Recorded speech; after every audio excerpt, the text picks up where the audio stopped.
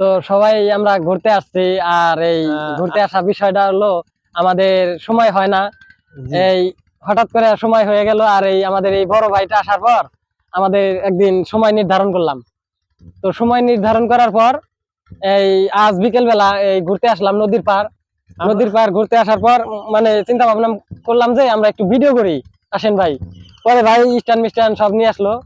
পরে আমরা আসছি হলে কালীগঙ্গা নদীর মাঝামাঝি আর কি, মাঝামাঝি আছি, এখন তো পানি নাই, এখন মাঝামাঝি আছি। তো ভিডিওর জন্য আমরা আর কি প্রস্তুত হয়েছি। তো একটু ভিডিও করলাম, ঘুরলাম বিকাল বেলা, অনেক ভালো লাগতেছে। এই দিক থেকে ক্যামেরা ধরেন একটু ভালো ক্লিয়ার আসবো।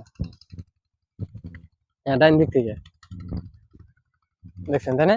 হ্যাঁ, এই দিক থেকে ক্লিয়ার, কারণ এই দিকটা রোদে দিল না। হ্যাঁ, এপিলে ক্লিয়ার আসবে।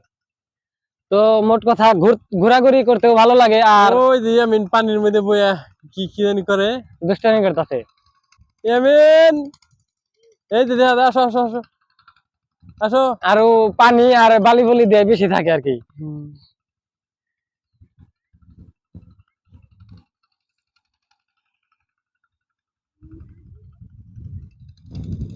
কোন এক সময় এইসব জায়গায় অনেক পানি থাকতো, এখন আর ওইরকম থাকে না, তো শুকিয়ে যায়। কিছু একটা পানি আছে, তো আগের মতো না আর কি, মানে খুবই অল্প, খুবই অল্প সীমিত পানি। আর পুরাই চর পড়ে গেছে, এই যে ওই ফসলি জমি হয়ে গেছে, মনে হয় যে কক্সবাজার আইছি। হ্যাঁ, কিছু একটা মালি আছে, আর সব ফসলি জমি।